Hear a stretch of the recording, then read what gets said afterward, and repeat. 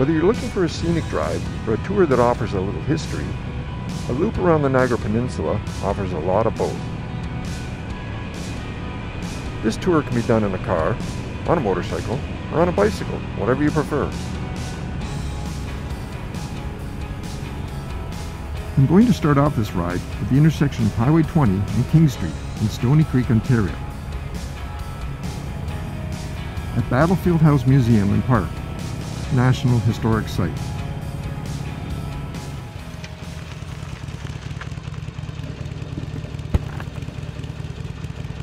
On June 6, 1813, this was the site of the Battle of Stoney Creek.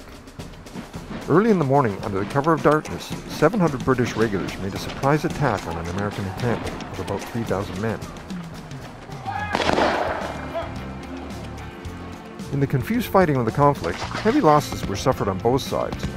The American troops withdrew after 2 of their senior officers were captured.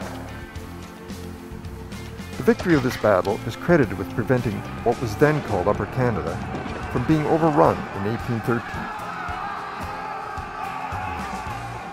The museum is situated on 32 acres of parkland and gardens.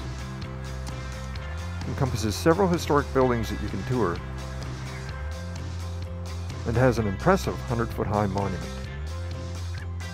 After finishing up here, it's up the hill and onto Ridge Road.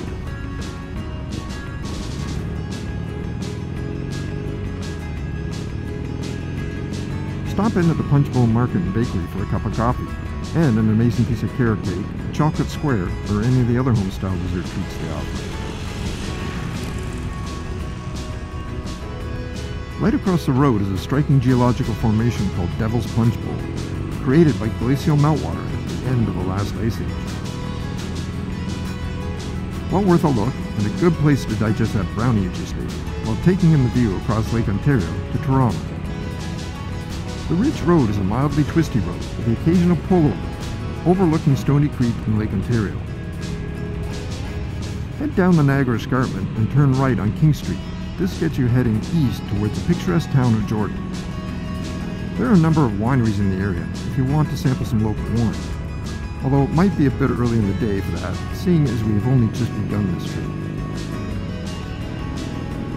Jordan Village is a good place to get some lunch, with a good selection of small restaurants.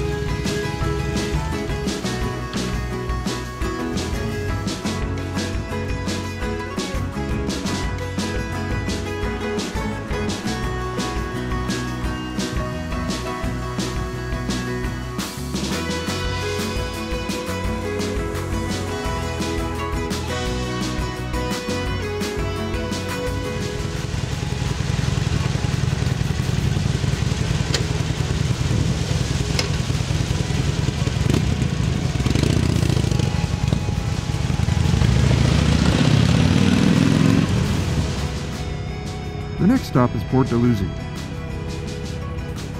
which has some great restaurants as well as a few bars, in case it was too early for lunch in Jordan.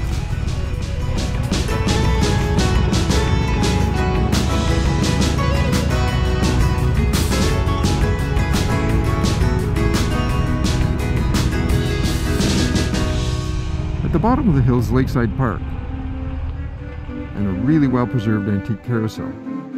This carousel has 68 hand-carved animals and 4 chariots, originating from between 1898 and 1905. In the center of the carousel is a great example of a late 19th century Frati and Company band organ. To take a ride in the carousel only costs the 1920s price of 5 cents.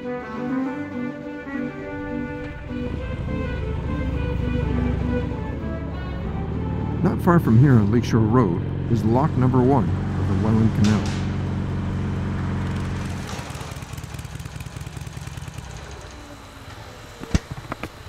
Consisting of 8 locks, the Welland Canal connects Lake Ontario to Lake Erie, a distance of 27 miles or 43 kilometers, and enables ships to ascend and descend the 326 feet or the 100 meters of the Niagara Escarpment. Some 3,000 ships use the canal every year. That's a lot of cargo. The canal has been cut 4 times. The original canal was built between 1824 and 1829. Construction on the current canal began in 1913 but was interrupted by World War I and didn't resume until after 1919. The canal was finally opened in 1932 and plays a vital role as a part of the St. Lawrence Seaway. Motoring on along Lakeshore Road is a relaxing ride through numerous vineyards with the occasional distant view of Lake Ontario off to the left.